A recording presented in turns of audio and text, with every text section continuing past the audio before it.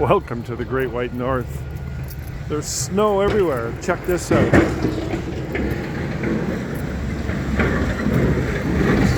It's loud.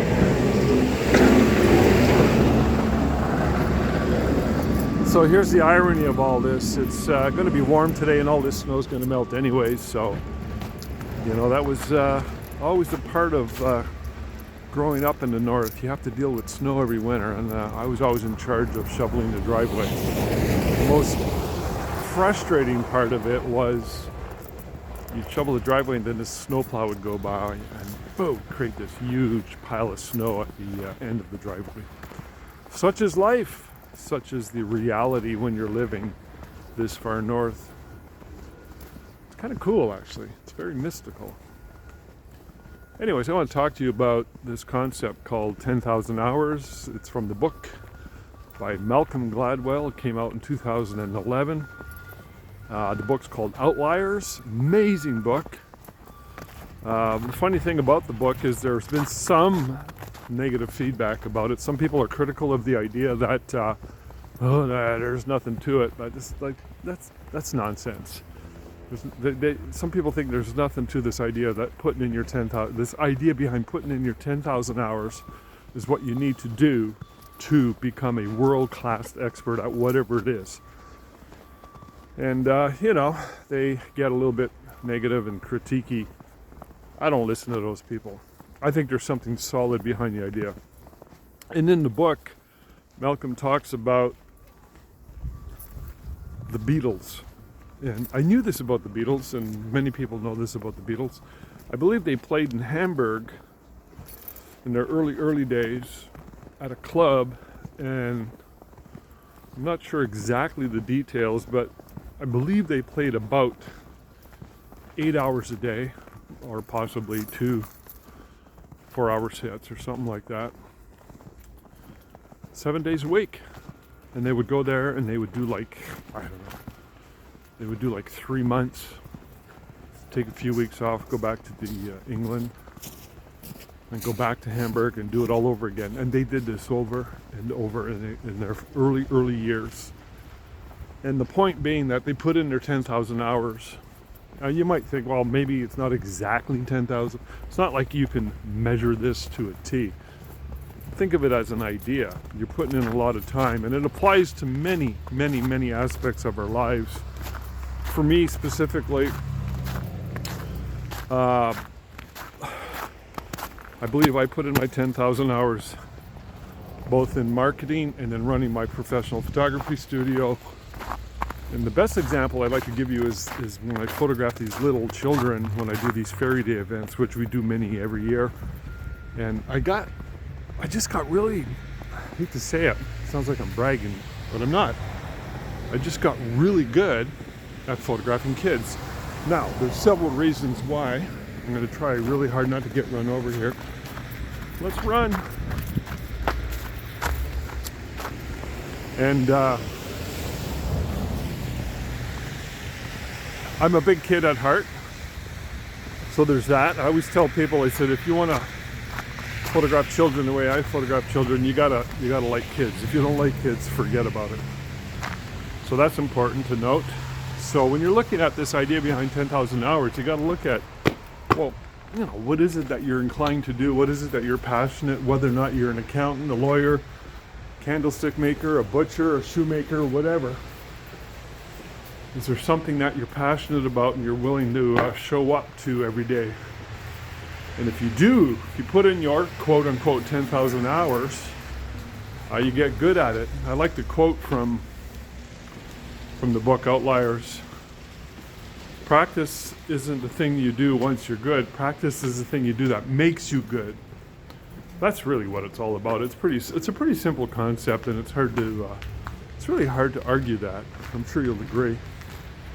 Anyways, you put in your 10,000 hours at whatever it is, assuming it's also something that you feel connected to, passionate about, and inclined to do.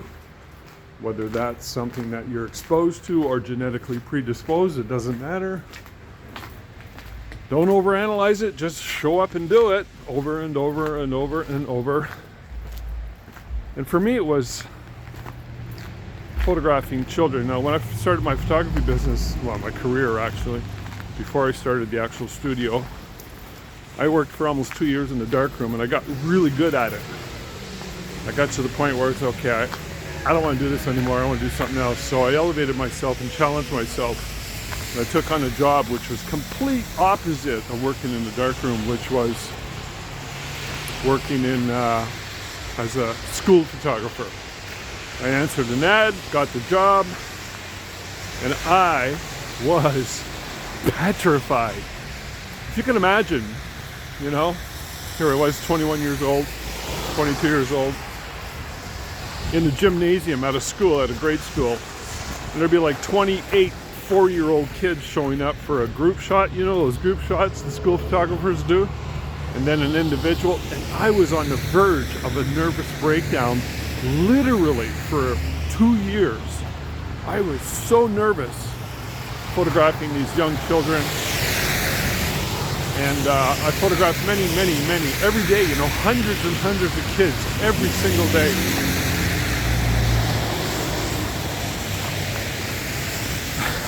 I think back about it, it was crazy. But, you know, I got confident. Eventually, I started to get a little bit more confident and control, and I was able to, I'm just walking away from the traffic here because it's getting loud. So I was able to, I don't know, just manage it. God, it was crazy when I think about it. Anyways, so that was a part of my 10,000 hours. And then when I ran especially when I ran my photography studio with my wife Tina in 1995, and I really took marketing very serious, our studio exploded. You know, I had all kinds of opportunities to photograph all kinds of babies, families, children, 700-800 sessions a year. And that all contributed it to my 10,000 hours. So anyways, whatever it is you do, it doesn't matter.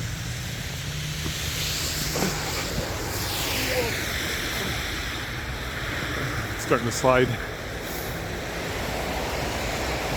So you put in your time and you reach a level of expertise, which becomes what I like to call, and I'm sure you've heard of it before, unconsciously competent. So you're not thinking about it anymore, and it's largely intuitive, and you get good at what it is you're doing, no matter what that is.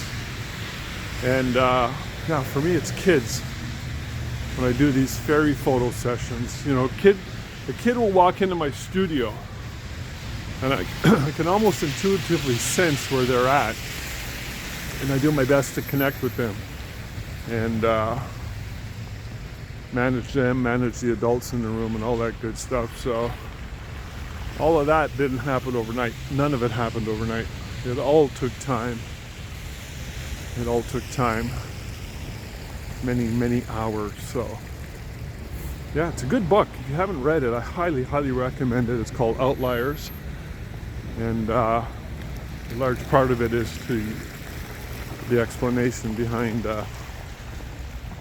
10,000 hours, and I largely believe in it. It's good to know about it.